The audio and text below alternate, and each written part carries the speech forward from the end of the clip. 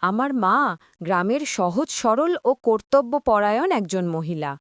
ছোটবেলা থেকেই তিনি এমন। বিয়ের পর থেকে একা হাতেই সংসার সামলে যাচ্ছেন। আমার ঠাকুমা, বাবার মা, খুব প্রিয় ছিলেন আমার মা। মায়ের যখন ১৮ বছর বয়স তখনই বাবার সাথে বিয়ে হয়ে যায়। ছোট ছিলেন বলে আমার ঠাকুমা মাকে নিজের মেয়ের মতোই দেখতেন। আমার বাবা শহরে কাজ করেন। ২-৩ মাসে একবার বাড়িতে আসেন, কয়েকদিন থেকে আবার চলে যান। আমার মা খেতে খুব ভালোবাসেন। মূলত ফল জাতীয় খাবার তার খুবই প্রিয়। তার কোনো খারাপ নেশা নেই, শুধু পান খান এই যা। মায়ের ভালো ব্যবহার আর সরল মনের জন্য পাড়ার সবাই মাকে খুব ভালোবাসত ও সম্মান করত। বিকেলে কাজ শেষে মা আর অন্য প্রতিবেশী কিছু মহিলা গল্প করতেন। সব মিলিয়ে পাড়ায় একটা পারিবারিক পরিবেশ ছিল। ছোটবেলা থেকেই মা আমাকে আদর ও যত্ন দিয়ে মানুষ করেছেন। আমার নাম বীরেন। মা আমায় ভালোবেসে বীরু বলে ডাকেন। ছোটবেলা থেকেই মাই আমার দেখা প্রথম ও একমাত্র মহিলা। তাই স্বভাবতই মহিলা হিসেবে মাকে ছাড়া আর কাউকে একটা সময় পর্যন্ত এত আপন করতে পারিনি। আমার বয়স ১৯। আমি একজন মাঝারি গড়নের ছেলে। আমি দ্বাদশ শ্রেণী পাশ করে হাটে চাল ডালের ব্যবসা করি। আমার মা খুব খোলামেলা স্বভাবের মানুষ, তাই আমি সব কথাই মাকে বলি। আমার মা আমার কল্পনার অপ্সরা দেবী।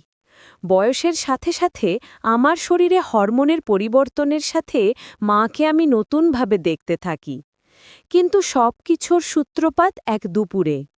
এক গরমকালে আমি দুপুরে খাওয়া দাওয়ার পর খাটে শুয়ে আছি। মা সব বাসন মেজে ধোয়ার কাজ করে ঘরে এসে পাখার তলায় বসলেন। মাকে দেখে ক্লান্ত মনে হলো। মাকে জিজ্ঞাসা করে জানলাম সেদিন সকাল থেকে খাটাখাটনিটা বেশিই পড়েছিল। তারপর মা শুতে গিয়ে বললেন, "কিরে বীরু, আজ এভাবে আড়াআড়িভাবে কেন শুয়েছিস?" আমি বললাম, "কেন? তুমি সোজাসুজি শুয়ে পড়ো, যেরকম প্রত্যেকদিন শো।" মা বললেন, "তাহলে আমার পা তো তোর গায়ে লেগে যাবে বাবা। তাতে কি হয়েছে? তুমি শুয়ে পড়ো, আমার এখন উঠতে ইচ্ছা করছে না।" আমি বললাম। এরপর মা শাড়ির আঁচলটা নিয়ে ঘাম মুছলেন। তারপর শুয়ে পড়লেন। সারা দিনের কাজ করে মা অনেক ক্লান্ত ছিলেন। আমি খানিক বাদে মায়ের পা মালিশ করতে লাগলাম। মা প্রথমে খানিকটা অস্বস্তি বোধ করলেও সারাদিনের ক্লান্তির ফলে পায়ে আরাম পেয়ে আর কিছু বললেন না। এভাবেই পায়ের মালিশটা ক্রমে আমাদের দিনলিপির অংশ হয়ে উঠল। সময়ের সাথে মাকে দেখার দৃষ্টিভঙ্গি আমার আরও বদলে গেল। সাধারণত বাড়ির কোনো কাজ করার সময়, যেমন বাসন মাজা বা কাপড় কাচার সময়, শাড়িটা যাতে জলে ভিজে না যায় তাই গুটিয়ে কোমরে আটকে রাখতেন। এতে কাজ করতে বেশ সুবিধা হয় মায়ের। তার টলটলে নিষ্পাপ মুখটা যেন কোনো মায়াজালে আমার মনে তীব্র আলোড়ন ফেলত। একদিন এভাবেই দুপুরবেলা মায়ের পা মালিশ করে দিচ্ছি আর মা শুয়ে আছেন। এমন সময় পাশে তাকিয়ে দেখি অত্যাধিক গরমে কাপড় কিছুটা অগোছালো হয়ে আছে। মায়ের সেসবের দিকে কোনো খেয়াল নেই, কেননা মা ঘুমিয়ে পড়েছেন। ভাবলাম এই সময় একটা কাজ করলে ভালো হবে। মা যাতে টের না পান এমনভাবে কাজ করতে থাকলাম। বন্ধুরা, ইউটিউবের কড়া নিয়মের কারণে এসব ঘটনা সরাসরি বলা যাচ্ছে না। তোমরা কমেন্টে দেওয়া লিংক থেকে আমার ওয়েবসাইট ভিজিট করো। সেখানে একদম মনের মতো গল্প দেওয়া আছে, যেগুলো ইউটিউবে পাওয়া যায় না। কিছুক্ষণ কাজ করে জানালা দিয়ে দেখলাম বিকেলের নরম আলো পুষ্করিণীর জলকে আচ্ছাদিত করছে। আমি বিছানা থেকেই উঠতে যাব, এমন সময় মায়েরও ঘুম ভেঙে গেল। মা আমায় বললেন আলোটা জ্বালাতে। একটু আগে কাজ করতে গিয়ে ক্লান্ত হয়ে পড়েছি, তাছাড়া জামাকাপড়ও একটু অগোছালো হয়ে আছে।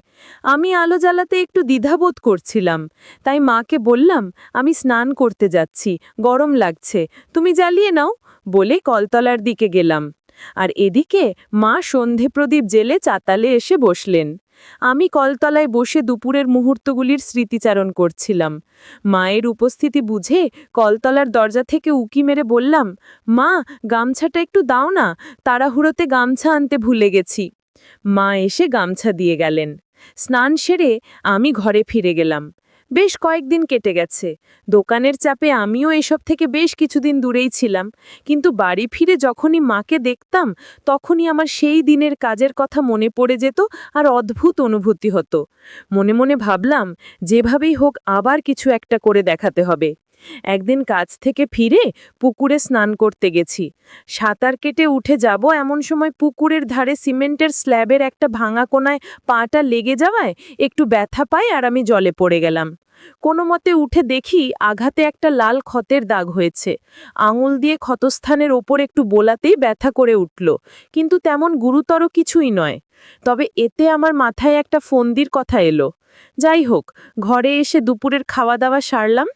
মা যথারীতি খাওয়ার পরে শোয়ার জন্য রেডি হচ্ছিলেন।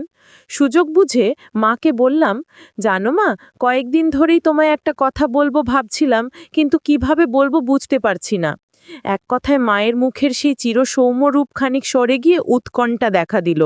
মা বললেন, কি হয়েছে বীরু বাবা, বলে ফেলো, কি বিষয়ে সমস্যা সেটা তো বলো বাবা।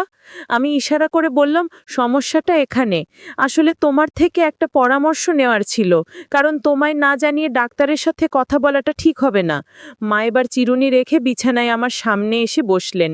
একেবারে চোখে চোখ রেখে বললেন, আমি বুঝলাম না বাবা, কি এমন সমস্যা হলো যে ডাক্তার দেখাতে হবে? আর সমস্যাটাই বা কোথায়? পায়ে ব্যথা পেয়েছো কোথাও?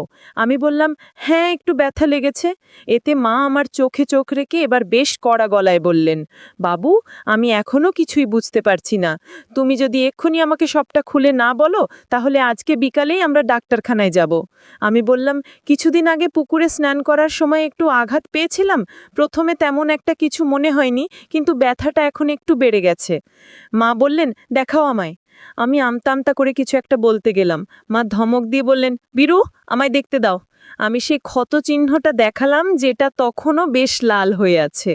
মা একটা মলম আনতে ঘরে গেল। খানিক বাদে ফিরে এসে মলমটা আঙুলে করে নিয়ে আমার ক্ষতস্থানের ওপর বুলিয়ে দিতে লাগলো। মলমটা বেশ ঠান্ডা রকমের। মা মলম দিচ্ছিল আর আমি তাকে দেখছিলাম। অনেক যত্নের সাথে সেবা করছিলেন আমায়। আমার বেশ ভালোই লাগছিল। এ সময় কাপড় অগোছালো হওয়ায় একটু অস্বস্তিতে পড়ে গেলাম। মা বললেন, দিনে ৩-৪ বার করে এটা লাগাবে, আশা করি খুব তাড়াতাড়ি ঠিক হয়ে যাবে। এ সময় কিছু ঘটনা ঘটে যায়। বন্ধুরা, ইউটিউবের কড়া নিয়মের কারণে এসব ঘটনা সরাসরি বলা যাচ্ছে না। তোমরা কমেন্টে দেওয়া লিংক থেকে আমার ওয়েবসাইট ভিজিট করো, সেখানে একদম মনের মতো গল্প দেওয়া আছে, যেগুলো ইউটিউবে পাওয়া যায় না। কিছুক্ষণ পরের দিন দোকানে বেরোনোর আগে রুটি তরকারি খাচ্ছি, আর মা একটা টুলের ওপর বসে রুটি সেকে সেকে আমাকে দিচ্ছেন। এরই মধ্যে কথায় কথায় মা হঠাৎ আমাকে জিজ্ঞাসা করলেন, বীরু, তোমার ওই সমস্যাটা এখন কেমন আছে? মা কোন ঘটনাটার কথা জিজ্ঞাসা করছে সেটা মায়ের এই প্রশ্ন মাত্রই আমি বুঝে গেছিলাম, কিন্তু তাও আনাড়িপনা করে বললাম, কোনটা বলো তো? মা বললেন, আরে তুমি আমায় বলেছিলে না পায়ের আঘাতের কথা, তো এখন কেমন আছো বাবা? আমি বললাম, তোমার যত্নে এখন অনেক ভালো আছি, তুমি কোনো চিন্তা করো না। মা বললেন, চলো আজকেও মলমটা লাগিয়ে দিই, দেখছি ভালো লাগবে। আমি বললাম, পায়ের ব্যথা অনেক আগে সেরে গিয়েছে। মা বললেন, আজকে আবার দিলে আরও সেরে যাবে। আমি বুঝতে পারলাম মা মলম দেবার ছুতোয় আবারও সেদিনের মতো কাজ করতে চান। বললাম, মা, আজকে চুল কেটে স্নান করে আসো, তারপর মলম দিও পায়ে। মা বললেন, কেন রে, এখন দিলে তো ভালো হবে, তুই চুপচাপ বসে থাক। মা নাছোড় বান্ধা, আমার কথা না শুনেই কাজ শুরু করলেন, আর আমি চুপচাপ বসে রইলাম। সেদিনের পর থেকে প্রায়ই মা পায়ে মলম দিত, আর আমিও বাধা দিতাম না। বন্ধুরা, আজকের গল্পটি এই পর্যন্ত। ভালো থাকবেন সবাই। ধন্যবাদ।